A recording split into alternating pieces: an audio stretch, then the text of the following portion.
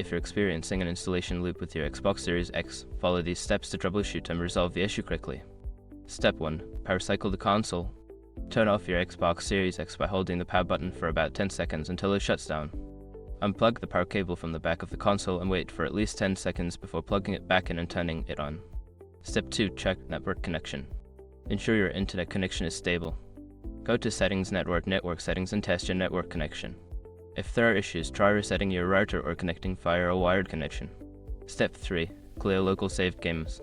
Navigate to Settings, System Storage. Select Clear local saved games to remove any corrupted data that may be causing the installation loop. This will not delete your games, but may require you to re-download some data. Step 4. Reset console. If the issue persists, consider resetting your console. Go to Settings, System Console Info, and select Reset Console. Choose Reset and keep my games and apps to preserve your data while resetting the system. Step 5. Contact support. If none of the above steps resolve the issue, it may be time to contact Xbox support for further assistance.